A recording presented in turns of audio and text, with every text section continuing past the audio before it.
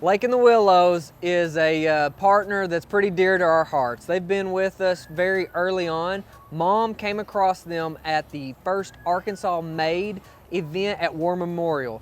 And she waited in line to get up there to meet them. Their booth was crazy, and we understand why now. Top of the line when it comes to honey and everything that they do. Love them. We're gonna go take a look at where all of these amazing products start.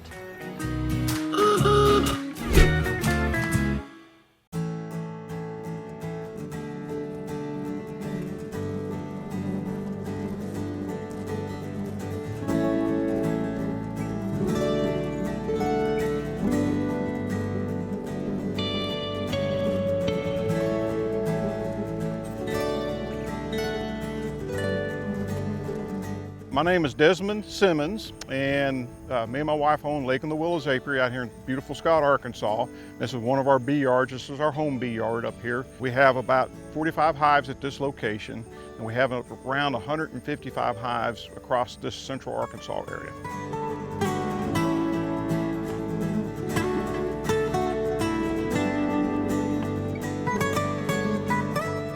We make several different products from the hives. We of course do honey. We make a creamed honey. We use beeswax from the hives to do candles, lip balms, lotion bars. And we also collect pollen, which is something fairly new for us. And so we let nothing go to waste out of the hives. We raise our own queens. We build a lot of our own equipment here, and we just love the bees.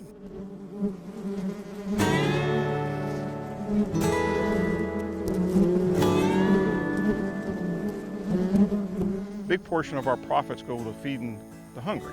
We donate to food banks, local food banks. In the last couple of years, we started doing backpack ministry for local schools. So everything goes back into the community that we take from there, so, except what we put back in it to continue to grow.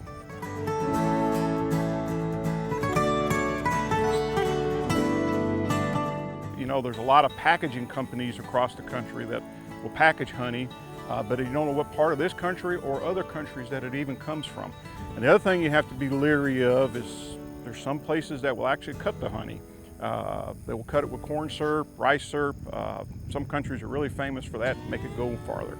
And when you buy local honey, number one, you're supporting local economy. Number two, it helps with the allergies because of the local pollens and that type of stuff in there.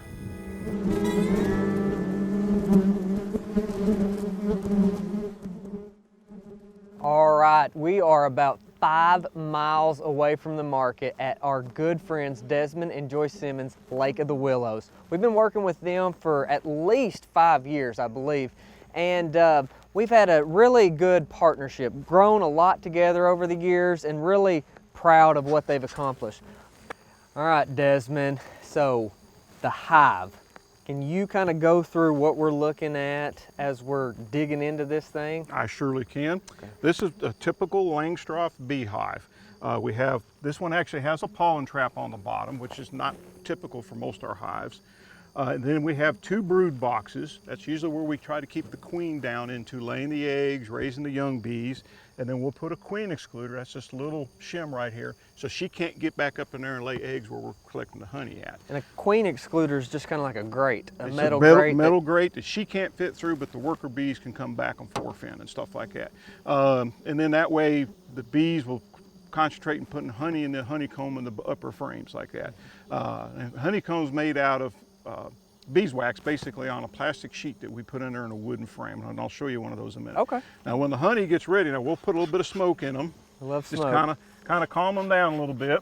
And what the smoke does is diffuses their alarm pheromones. Okay. And they also, the other theory is that they think everything's on fire and then they'll gorge themselves on honey, which is a wonderful thing to gorge yourself on. But when you're gorged on honey so much, the bees can't bend, they can't bend over, and they can't sting you as easy. They have to be able to do the bending motion to So sting if they're you. full, it's harder to sting. That's correct, and they're Oh, I like concentrating on that. So we'll just take this top cover off. Now this hive, the honey in here is a little bit older. We'll put a little bit of smoke on here, and I've kind of got the bees drove down a little bit. And then we usually typically put 9 frames in here so we can get fatter honeycomb out of it. Oh, okay. And then we'll break it loose. There's your frame of honey. Look at that. That's a little bit older honey. But that is surprisingly heavy. Yes. All right. Yes. A typical hive like that, one of these boxes, this is what we call a shallow box, can be 45-ish pounds. And we'll go out and typically I can put about 20-25 of them in my truck at a time. Okay. So it's a load when I do it and stuff like that. So, but well, this is really cool. So it's a lot darker than I thought it was. Well, this one is a little bit older frame. This honey's just going to be a little darker as it is. Oh wow. And then you can always try it. Well, I mean, I'm going to have to definitely try that. Probably a little difficult in the bee suit at the moment, well, but I'm going to try it. But then that's it. We'll take that. This is what they call wax coated. It's got a covering on it. We'll cut that wax off of it. We'll stick it upside down like this or on its end, and we'll spin it in an extractor, and the honey flies out of it, drains down to a tank, and there we go. Okay. And that's pretty much. So is this where you get the honeycomb? Now the honeycomb, we have a different frame. This one actually has a sheet inside of its plastic. Now the honeycomb frames,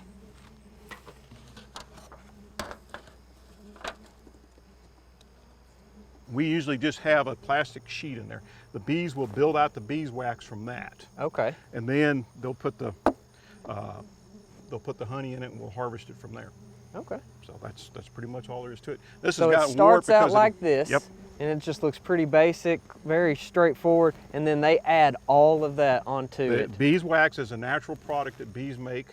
They secrete it from their bellies. They have wax glands. Yeah. They secrete the wax, then they build the little honeycomb shapes from there and stuff like that. So here's a frame of honeycomb, Logan. It's nothing but pure honey and beeswax inside of it. And we're going to cut a couple of little squares out for your chef to make some food out of. And also, we cut it in little chunks and put in jars for you guys up at your market. And we love the honeycomb. So, the honeycomb takes a while to make for the bees because they've got to create everything from scratch. So it takes them a while to draw it out and make it. That's why we don't always have honeycomb until later in the year. I understand. Stuff, so. Well, people absolutely love it, and they chew on it, and just it makes a nice little garnish. So we'll see what Kathy does with it. Yeah, I'm really curious to see how that's going to turn out. All right. So we're going to take this, we're going to cut this chunk of honeycomb out of here. And we'll just take a knife and we'll just